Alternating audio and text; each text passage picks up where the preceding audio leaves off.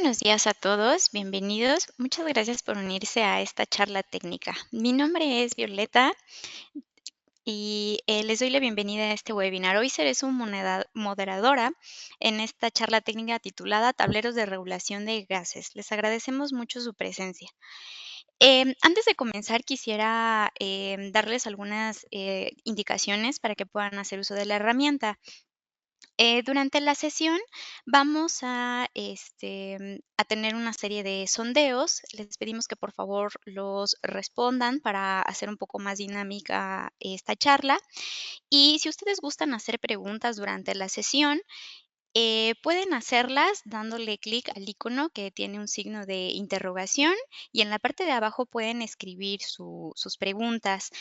Nosotros las estaremos leyendo al final de la sesión. Nuestros expertos las van a responder. Y bien, ahora sí, bienvenidos. Les presento a nuestros panelistas, los ingenieros Eduardo Córdoba y José Luis Armas. Eduardo Córdoba es ingeniero químico egresado de la UNAM. Tiene más de 7 años de experiencia en la revisión y mejora de sistemas de bombeo en diferentes industrias. Actualmente, Eduardo tiene 2 años en Suagelog, México, como ingeniero de campo, por lo que es responsable de la evaluación y diagnóstico de los sistemas de fluidos en las instalaciones de nuestros clientes con el objetivo de mejorar su desempeño y seguridad. Por otro lado, José Luis Armas es ingeniero mecánico, también egresado de la UNAM. José Luis tiene 6 años de experiencia en sistemas de distribución de gases, particularmente de CO2 en la industria alimenticia. Actualmente es representante técnico comercial en Suagelog, México, y es responsable de visitar directamente a nuestros clientes en sus instalaciones para brindarles asesoría técnica y puntual. Ahora sí, sean bienvenidos a este webinar. José Luis, te cedo la palabra. Muchas gracias, Violeta. Muchas gracias a todos los participantes que están en este webinar. Quisiera comenzar con una serie de preguntas. ¿Cómo ustedes pueden saber si este webinar es de valor? ¿Cuántas veces han llegado a pensar en cambiar un equipo por tener variaciones? ¿Cuántas veces se les ha llegado a dañar? Ingenieros, es muy común llegar a pensar que todo es a causa del equipo, cuando realmente el equipo está trabajando bien. En este webinar se hablará sobre las instalaciones óptimas, los componentes que constituyen una red de distribución de gases. Hablaremos sobre las buenas prácticas para realizar la interfaz. También hablaremos sobre los sistemas que hoy día tenemos de modo estándar y ya por último, hablaremos sobre nuestros servicios de consultoría en campo. En esta diapositiva se logra visualizar dos sistemas de regulación de presión, que muchos de ustedes pueden llegar a pensar que son los correctos para una regulación de gases. Y no es así. Lo más común de encontrar es esto: tubos helicoidales para conectar el cilindro, mangueras mal seleccionadas, válvulas de alivio sin contar con una ruta segura, conexiones roscadas que se pueden convertir en potenciales fugas. Y muchas veces, ingenieros, es muy común encontrar mezclas de materiales de diferentes marcas. Quisiera comentarles que la principal función de un sistema de distribución de gases es transportar el gas desde el punto de suministro hasta el punto de consumo de forma segura, logrando regular así la presión, caudal y hasta en algunos casos la temperatura. Quien nos va a dictar las condiciones de operación en nuestro sistema es el equipo. Como ejemplo de estos equipos tenemos los analizadores de laboratorio, analizadores de proceso, banco de pruebas para la industria automotriz y hasta patines de regulación en la industria energética. Ahora bien, en el siguiente video se podrá entender un poco mejor cuál es la principal función de un sistema de distribución, qué elementos lo constituyen, es decir, desde la caseta de gases, reguladores de presión, líneas de transporte y el último punto de regulación fina al equipo. Se deberá de colocar, o más bien, se deberá de contar con una caseta de gases. Como ejemplo práctico, se está utilizando un laboratorio de análisis y sus gases patrón, Cada uno de estos gases deberá de ser regulado en una primera etapa o un tablero de regulación para poder ser transportado por un tubo, línea de transporte, por la parte superior del cuarto. La función del tubo es llevar ese gas hasta el equipo. Una vez estando en el área donde se encuentra el equipo, se deberá de colocar un segundo sistema de regulación. Este será el encargado de hacer la regulación fina a pie de equipo, según las condiciones de trabajo que dicte el fabricante. En el ejemplo que se presenta, se logra observar que cada uno de los equipos trabaja con dos corrientes diferentes, como también se logra observar unos gabinetes de análisis. Estos son integraciones hechas a la necesidad del cliente y donde el suministro del fluido de trabajo es igual que en los otros analizadores. La única diferencia es que estos cuentan con un punto de regulación fina a un costado del equipo, facilitando un poco más la regulación de trabajo y dependiendo de la necesidad del usuario, se suelen llegar a poner conexiones rápidas para poder analizar algún tipo de muestra. Hay equipos ingenieros que suelen tener un consumo constante sin poder detener el suministro del fluido para cambiar por otro cilindro. Son procesos completamente continuos y para este tipo de casos se suelen recomendar tableros de regulación automático, el cual más adelante se les explicará. Hemos llegado a nuestro primer sondeo. Eh, Les pedimos que nos apoyen en contestar la siguiente pregunta. Eduardo, en lo que los ingenieros nos ayudan respondiendo el sondeo, te quisiera preguntar, ¿cuántos laboratorios has llegado a ver parecidos a lo que vimos en el video? Sí, claro, José Luis. Pues voy a tomar como ejemplo los muchos laboratorios de analítica que hemos visto en donde se observa este tipo de configuración, en la que tenemos una primera etapa, unas líneas de transporte y finalmente una segunda etapa de regulación antes del equipo, ya sea con un punto de uso o con un regulador que esté montado dentro de un gabinete. Excelente. Bueno, se finalizó el sondeo, más adelante se podrá analizar a detalle. Ingenieros, existen diferentes tipos de gases en la industria. Por mencionar algunos, existen los tóxicos, los asfixiantes, corrosivos, flamables, entre otros más, y cada uno de ellos tienen sus consideraciones de trabajo. En la selección de los materiales para el diseño de la red de distribución, como también en el almacenamiento en sus respectivas casetas de gases. La clasificación de los gases se logra apreciar en esta imagen. Les invito a ustedes a que se hagan la siguiente pregunta. ¿Cuántos de ustedes, ingenieros, tienen una caseta de gases parecida a la que se muestra? Considerando factores como algunos de los siguientes. Los cilindros deben de estar fijos a una estructura. Los cilindros deben de tener siempre su capuchón de seguridad si no se están usando. Tienen bien ubicada la identificación del tipo de gas. Y por mencionar algún otro, los tienen por arriba del nivel del piso. Si ustedes cumplen con cada uno de los puntos que se muestran en la imagen, déjenme felicitarlos por estar teniendo un buen manejo de cilindros dentro de su caseta de gases. Ahora bien, por ley, todos los cilindros deben de tener en sus hombros la fecha de fabricación, el número de serie, cuándo se les realizó la última prueba hidrostática y demás características.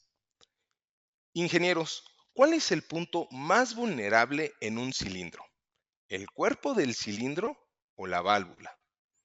Si muchos de ustedes llegan a la respuesta de que es la válvula, están en lo cierto. Y esto es porque un cilindro está hecho de una sola pieza extruida y enfriado para aumentar su resistencia. Pero una válvula que se conecta al cilindro de una manera roscada es el punto más vulnerable y esto se puede apreciar en el siguiente video. Podemos observar cómo una persona comienza a mover un cilindro sin importarle colocar el capuchón de seguridad y vean cuando se le llega a caer. Sale disparado como un proyectil. En conclusión, el simple hecho de ponerle su respectivo capuchón de seguridad puede llegar a salvar vidas. Recurso interesante. Eduardo, quisiera preguntarte lo siguiente. ¿Nos puedes comentar cuántas veces en la industria has llegado a notar esta mala práctica? Efectivamente, José Luis, por desgracia, este tipo de descuidos, este tipo de malas prácticas son muy comunes y como podemos ver en el video, se dio un incidente con un cilindro que por suerte nadie salió herido y afortunadamente el gas era inerte. Pero imaginemos que este gas era tóxico o que una persona estuviera pasando justo enfrente del cilindro al momento de salir proyectado. Pues estaríamos hablando de una posible desgracia. Y justamente por eso la importancia de que no se tengan este tipo de prácticas y que nos ajustemos a los lineamientos.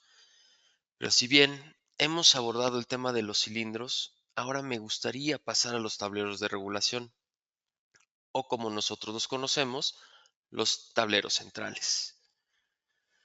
El tablero central es un elemento importante, ya que se considera el primer punto de regulación de un gas. Estos pueden construirse con una regulación de presión de una o dos etapas para suministrar dicho gas, con una alta precisión, minimizando la variación de presión según las necesidades del sistema. Además, es posible incorporar varias opciones como son venteos y alivios para aumentar la seguridad. Ahora bien, ¿cuándo tenemos que utilizar un tablero central? Típicamente, este tipo de tableros se recomienda colocarlos junto a los cilindros, en la caseta de gases. O en el caso de tener un compresor, o podemos colocarlo cerca de la salida de este o de cualquier fuente que requiera ser regulada. Pero pues vamos a empezar con lo básico. Vamos a empezar con los tableros centrales de simple etapa. Como lo mencionaba anteriormente, típicamente los colocamos cerca de la fuente de gas antes de que llegue a nuestras líneas de suministro. Y sobre todo por seguridad, porque les voy a poner el ejemplo. Imaginen que tienen el regulador conectado directamente al cilindro y necesitamos cambiar el cilindro, pues porque ya se acabó, necesita un recambio.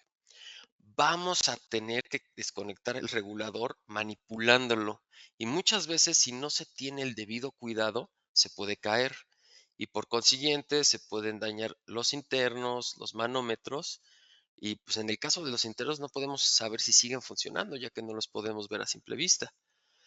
Y por desgracia lo que hemos visto es que muchas veces se vuelve a conectar así el regulador y pues posiblemente ya está descalibrado. Entonces, esta manipulación constante de los reguladores cada vez que hay que cambiar un cilindro, pues no es lo más adecuado. Es mucho mejor tener el regulador en un tablero que se encuentra empotrado en la pared y entonces ya lo único que manipulamos pues es la manguera que conecta el regulador con el cilindro. Y entonces ya nada más tienes que estar conectando y desconectando una manguera. Y ya no tenemos que estar manipulando el regulador de presión y por lo tanto pues, te puede durar más, ¿no? Eh, pues bueno, ahora bien, quisiera pasar ahora hacia los tableros de doble etapa. Y como anteriormente mencionamos, lo que es el regulador de etapa es un tipo de regulador que nos ayuda cuando requerimos que el suministro de la presión hacia el equipo no tenga variaciones en la presión. Por ejemplo, en aplicaciones donde la variación de presión es de vital importancia como analítica, donde es necesario colocar dos etapas, ya que el analizador trabaja a una o dos PSIs. Y si tiene alguna variación de presión, pues esto puede descalibrar o inclusive dañar el equipo. Ustedes se preguntarán, ¿cómo sé si yo necesito una o dos etapas de regulación? ¿Qué criterios debemos de considerar? Para ello, es importante conocer el Supply Pressure Effect. Este efecto surge por el aumento de presión a la salida cuando la presión de entrada comienza a caer. Pero para muestra basta un botón. Aquí les voy a presentar dos videos comparativos donde se puede observar el impacto que tiene el Supply Pressure Effect en un regulador de simple tapa y uno de doble tapa. En este punto podemos observar cuando la presión de entrada del cilindro cae y la presión de salida va aumentando para compensar la fuerza de la falta de presión a la entrada. En el de simple tapa se puede ver. Si este mismo ejemplo lo trasladamos a un regulador de doble tapa, podemos observar cómo este efecto ya no impacta tanto a la presión de salida y te ayuda a que conserves una linealidad dentro de tu presión. Por ello, es importante que los fabricantes de reguladores de presión den este dato y que se tenga la información técnica clara, sobre todo en las aplicaciones donde la variación de presión pues, puede ser un problema. Habrá aplicaciones pues, donde el cambio de 5 o 10 libras no sea significativo, porque pues tal vez estamos trabajando con un equipo que tiene un rango de trabajo de 100 a 150 PSI y pues en este caso no tiene mayor relevancia colocar un regulador de doble tapa.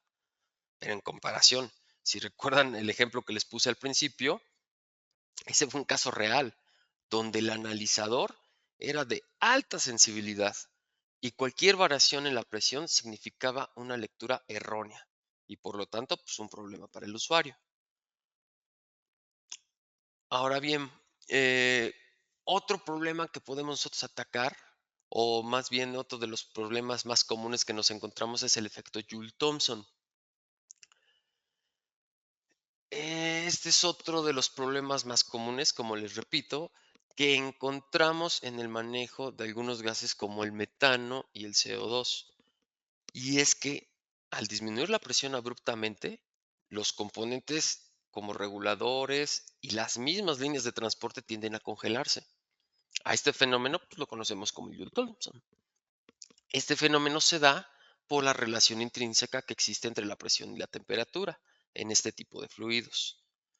Para poder nosotros atacar este problema, existen varias posibles soluciones y todo va a depender del tipo de sistema y el arreglo que se tenga en cada instalación. Y como pueden observar en la imagen, se aprecia claramente cómo el regulador y el tubo a la salida están congelados. El regulador y el tubo de salida es el que se encuentra del lado derecho. En cambio, el tubo del lado izquierdo, que es donde viene la alta presión, este no está sufriendo ningún congelamiento. Es solo después de la regulación, cuando se baja la presión abruptamente, cuando se presenta esto. Para hacerlo un poquito más gráfico, quisiera yo presentarles dos gráficas comparativas en donde podemos observar este efecto más claramente. Digo, la imagen no le da no nos da para mucho, pero quiero que nos ubiquemos en la línea verde en el simple tapa. Hasta arriba tenemos una presión aproximadamente de 1500 PSI y las bajamos hasta 15 PSI. Y si ven, la temperatura cae abruptamente por debajo de los menos 15 grados centígrados. En cambio, del otro lado, si vemos la gráfica, se ve como un escaloncito. Eso significa que metimos un regulador de doble tapa y en donde nosotros al regular en 2 etapas estamos consiguiendo que la temperatura esté por encima del cero, lo cual no va a representar ningún problema de congelamiento dentro de nuestras líneas y nuestro mismo regulador. Eh, Mencionaba José Luis hace algunas diapositivas el tablero de cambio automático. Este está diseñado para garantizar el suministro de gas sin interrumpir la operación. Este funciona conectado a 2 cilindros, en el cual en cuanto se agota el primer cilindro o tu primer fuente de suministro, automáticamente hace el cambio hacia el otro. Esto con el fin de que tú tengas en todo momento un suministro de gas y te permite aislar la primer fuente de suministro para poder hacer el cambio. Estos son aplicados muchas veces en situaciones donde el equipo, por ejemplo, no puede parar, donde lo tienes que dejar trabajando durante muchas horas. Y no sé, vamos a poner ejemplo que estás en un laboratorio y posiblemente te cae la noche y tienes que irte a descansar, pero el equipo tiene que seguir trabajando durante toda la noche. Y pues para eso y para que tú puedas garantizar el suministro del gas y que tu análisis no se vaya a ver interrumpido, se recomiendan este tipo de tableros. Un ejemplo, si quieren, más aterrizado, más plausible que podemos ver, lo podemos ver en varias industrias. Por ejemplo, voy a tomar la química y la petroquímica con los cromatógrafos de proceso, ya que estos requieren tener todo el tiempo suministro de gas de arrastre y no pueden quedarse sin este gas, ya que si eso ocurriera, podría provocar problemas dentro del equipo. Y pues creo que hemos llegado a nuestro segundo sondeo, si no mal recuerdo. Nos podrían apoyar con sus respuestas. Y platícanos, José Luis, acerca del efecto Joule-Thomson, tú que has tenido experiencia con el CO2. Efectivamente, Eduardo, el efecto Joule-Thomson era muy notorio cuando, por ejemplo, se carbonata una cerveza. Tienes un cilindro con alta presión, en este caso el tanque de CO2, y regulas esta presión para poder inyectar el gas en el líquido. Se logra ver cómo se congela tanto el regulador como la línea de transporte. Eh, Logramos observar en el sondeo que el gran porcentaje de los ingenieros inscritos aquí en el webinar tienen de 1 a 10 cilindros. Esto lo podremos platicar más adelante al finalizar este webinar. Ahora bien, por eso, la selección adecuada de las líneas de transporte juega un papel fundamental. Por un lado, tenemos las buenas prácticas de la instalación. Para esta sección, quisiera poner de ejemplo una experiencia que nos pasó. Un cliente nos solicitó el realizarles un estudio a toda su red de distribución de su gas y lo que se encontró fue que muchos usuarios de la planta utilizaban como apoyo al momento de pasar de un lado a otro el subirse en un tubo que transportaba hidrógeno, lo cual generaba un alto riesgo. Se les hizo la observación y realizaron la corrección del sistema. Ingenieros, este acto nos demuestra las malas prácticas que se llegan a tener al realizar la red de distribución. Un elemento que juega un papel importantísimo en la interfaz y que pocas veces toman en consideración es la correcta selección del tubo, debido a que se debe de seleccionar de acuerdo a la presión y el caudal que requiere la aplicación. Sabemos muy bien que en el mercado hay tubo de origen chino. Este tubo de acero inoxidable en muchas ocasiones no suele cumplir con los estándares de fabricación, que es el ASTM A269, quien rige los estándares de fabricación del tubo. En ocasiones es común que los porcentajes mínimos de cromo, níquel, molibdeno, el tubo de mala calidad no los cubra, pero esto es plática para otro webinar.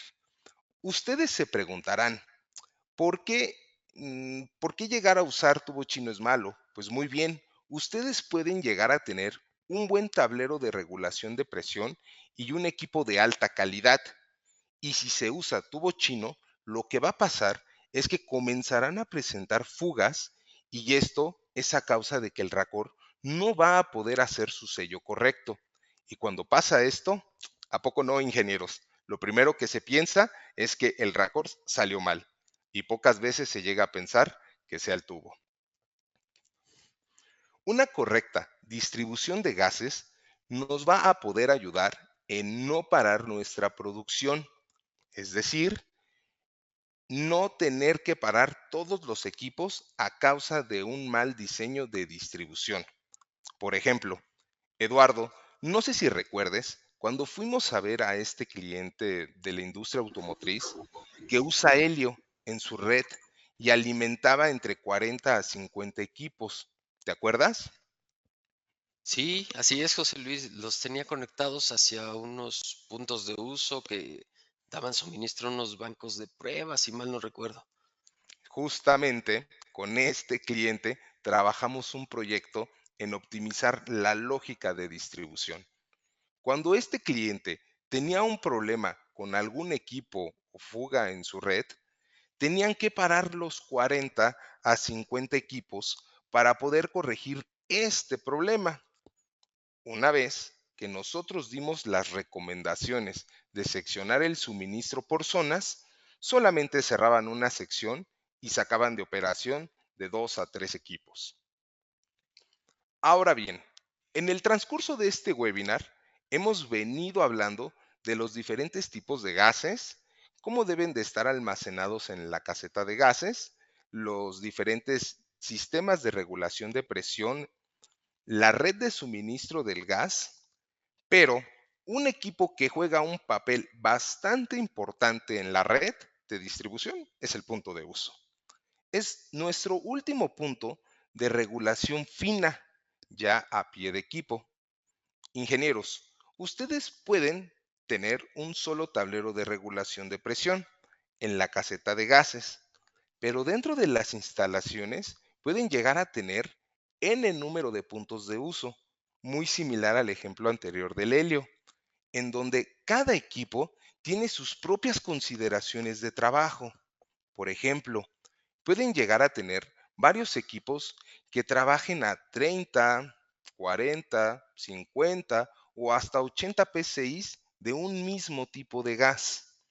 No todos los puntos de uso se diseñan de la misma forma, ingenieros. Recordemos que todos los gases tienen sus consideraciones de trabajo.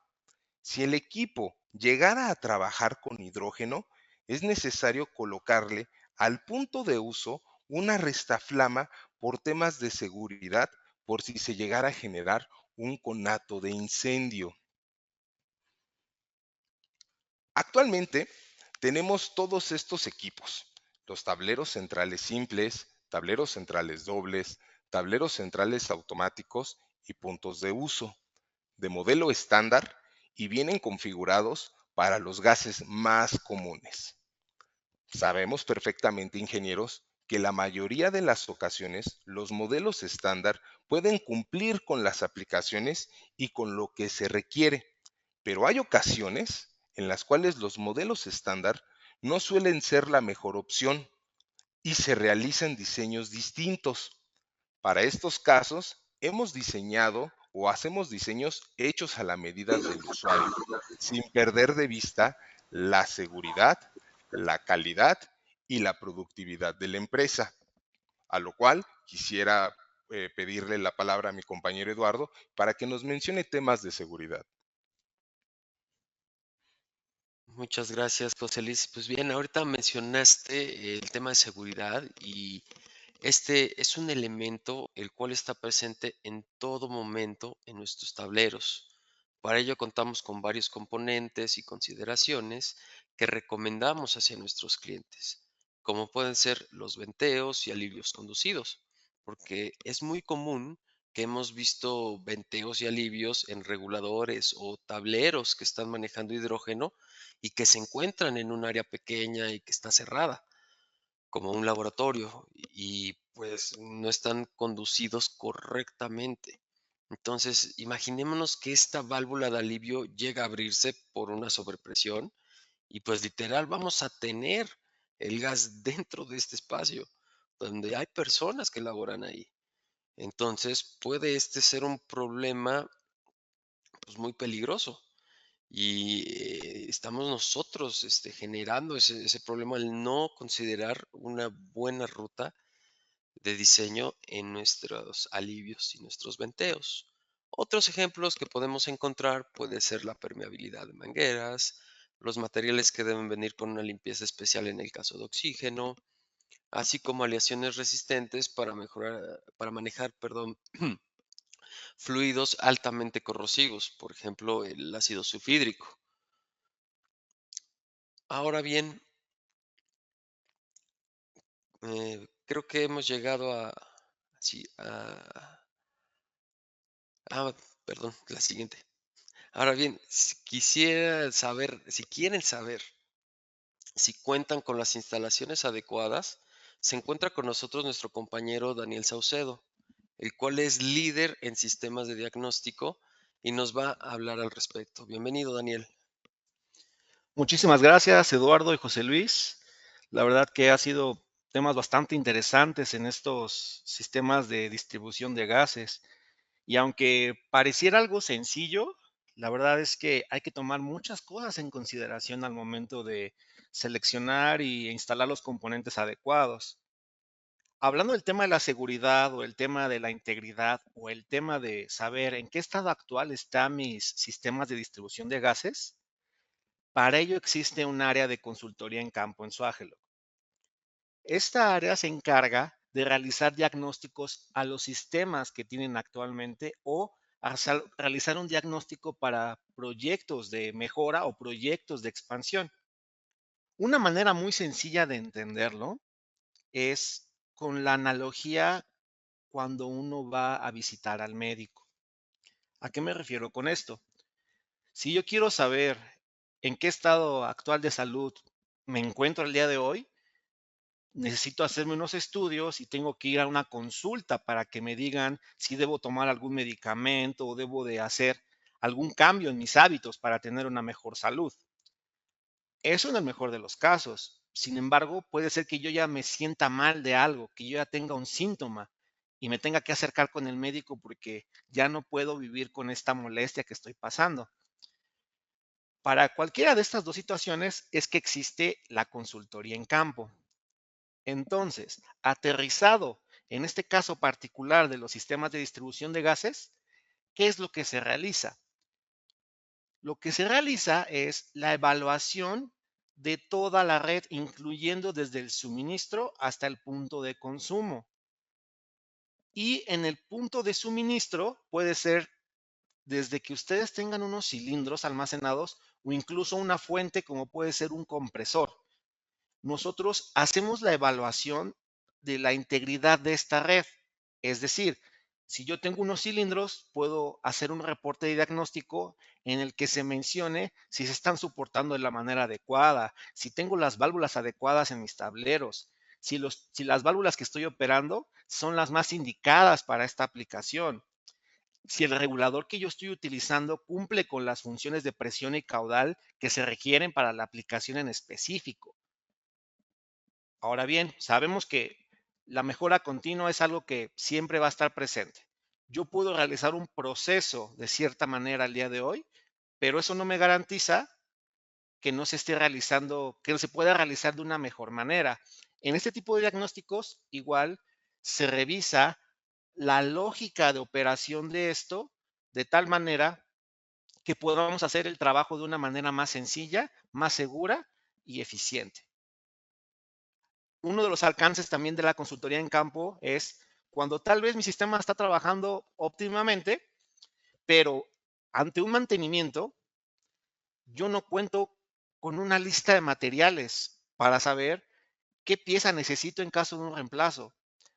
¿Qué pasa si yo tengo 20 tableros y necesito refaccionar uno de esos reguladores, pero no tengo el número de parte, no tengo las condiciones en las que puede trabajar? El área de consultoría puede determinar qué números de partes son los adecuados o los existentes y brindarles una lista de materiales general de todo el sistema. Esto con el fin de poder hacer un mantenimiento de manera más sencilla. Y ustedes pueden decir, ok, ya tenemos la lista de materiales, pero hay muchos casos en los que incluso no se cuenta ni con los diagramas. El área de consultoría puede elaborar estos diagramas que pueden ser el DTI para nosotros saber la lógica de operación que se tiene y saber qué válvula yo debo cerrar para aislar el sistema y poder hacer mi mantenimiento. Otro de los alcances que se pueden realizar es que podemos hacer una recomendación de las buenas prácticas de instalación. ¿Cómo sé si yo estoy utilizando los soportes adecuados?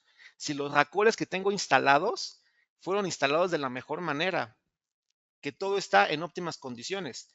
con esta parte de la consultoría podemos emitir un reporte con todos estos hallazgos. Y finalmente, el caso más común que también podemos encontrar son la detección de fugas. Si nosotros el día de mañana detectamos que estamos empezando a consumir más gas de lo debido, consumimos más helio, más hidrógeno o más nitrógeno, algo pudiera estar pasando por el cual estamos perdiendo este gas. E igual se puede realizar esta detección de fugas en todo el sistema y se entrega un reporte con los hallazgos particulares de todo esto. Ahora bien, sé que tal vez todavía no pudiera quedar 100% claro, porque a diferencia de un tablero de regulación y un punto de uso, una consultoría no es un producto tangible. Por lo que voy a platicarles dos ejemplos para ver si esto nos puede ayudar a entender de una manera mejor a qué se dedica la consultoría. El primer ejemplo es una red de distribución en donde se hizo una evaluación para un cliente de la industria alimenticia. En esta parte ellos utilizan un cromatógrafo, bueno, varios cromatógrafos para el análisis y por lo tanto cuentan con diversos gases que necesitan alimentar esos equipos. Este cliente, preocupado por la integridad de su sistema y de las condiciones, nos contacta para nosotros poder hacer una evaluación en el cual se les entrega un reporte con los hallazgos particulares de lo que se encontró. En este tipo de reportes se entregan un resumen ejecutivo con los hallazgos clave en el cual se menciona la observación, como podemos ver en la tabla de la presentación. En el caso que particular aquí fue una fuga. Ok, yo encuentro una fuga, pero ¿qué puede pasar debido a esta fuga? Ok, se menciona en esta tabla. ¿Qué se recomienda hacer? Pues se recomienda reparar la fuga, se recomienda instalar otro tipo de componente. N variables se pueden hacer de este tipo de hallazgos. Para este ejemplo, supongamos que encontramos 20, 30 hallazgos. Y ustedes se podrían preguntar, bueno, pero de esos 30 hallazgos, ¿tengo que reparar todo a la brevedad? La respuesta es que va a depender, porque todos los hallazgos se categorizan con un grado de prioridad. Es decir, si de esos 30 o 20 hallazgos que se encuentren, 5 son de carácter urgente, todo eso se menciona en el resumen ejecutivo para que ustedes puedan implementar estas correcciones.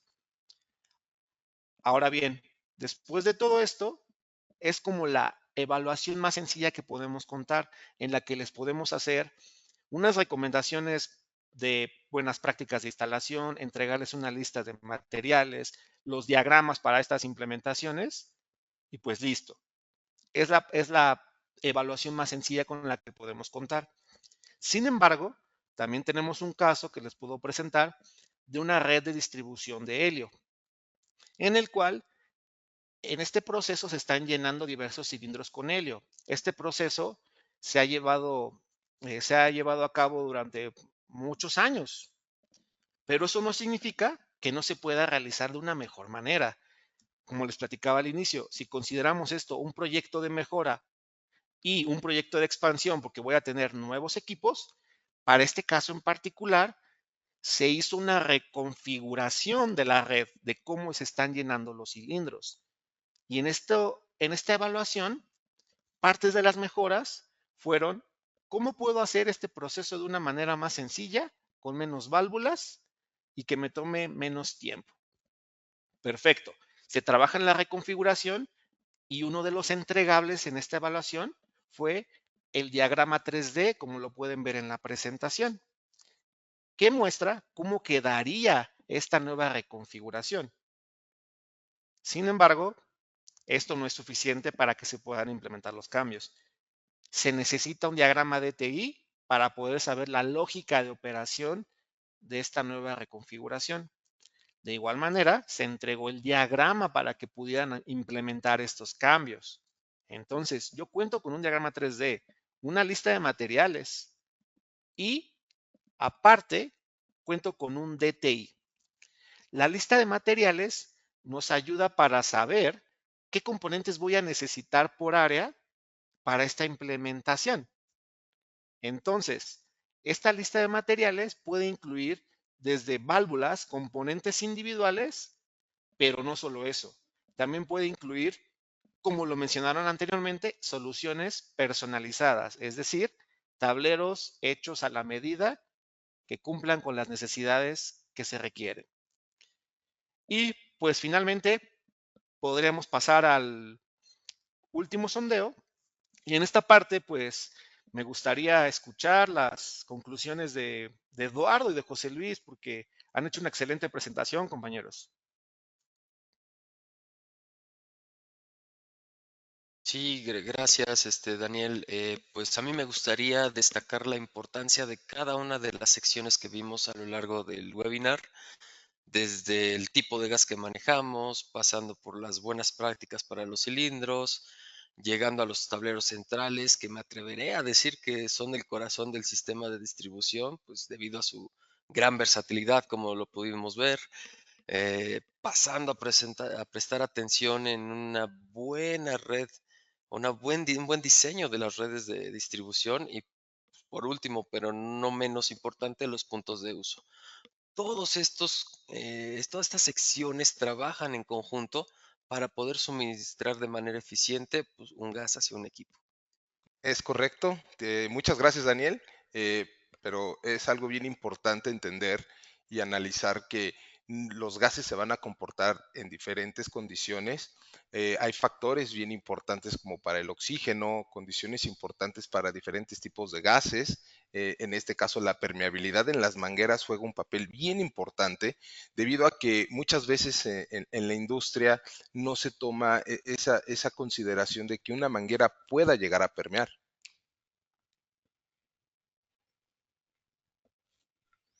Correcto, podemos ver las respuestas de nuestro sondeo, en donde el 44% responde que todas las anteriores, muy bien, es muy importante eso.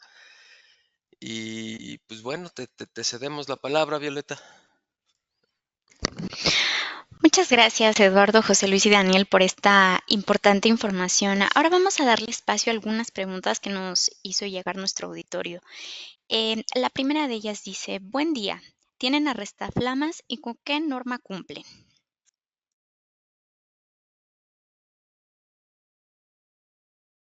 Te cedo la palabra, Eduardo. Gracias. Sí, efectivamente, pues los arrestaflamas nosotros los manejamos típicamente en los puntos de uso y por el momento no recuerdo bien cuál es la normativa que las regula, pero sí debe de existir una normativa. Si nos pudieras dejar tus datos para poder indagar más al respecto y poder mandarte la información, te lo agradecería muchísimo. Ok, nuestra siguiente pregunta es, ¿qué nos recomiendan para trabajar con gases que contienen azufre? Ok, esa es una muy buena pregunta. Primero, yo le preguntaría qué es lo que vas a analizar, trazas, partes por millón, digamos de porcentaje. Si estamos hablando de que vas a querer analizar partes por millón de azufre en la corriente, lo más importante a analizar es entender que ese azufre dentro del acero inoxidable va a tener un proceso que se llama adsorción. Esa adsorción lo que va a generar en las partículas de lo que es el azufre se van a ir pegando en las paredes. Y al momento en el que llega a tu analizador la muestra, de primera instancia no vas a detectar ninguna corriente de azufre. Pero ¿qué va a suceder? Que con el paso de los minutos y hasta horas, puedes llegar a tener algunos ciertos picos de estas pequeñas trazas en tus analizadores. ¿Y qué es lo primero que vas a decir? Está fallando, algo le está pasando, se calentó la muestra. Pero el punto principal aquí es el proceso de absorción.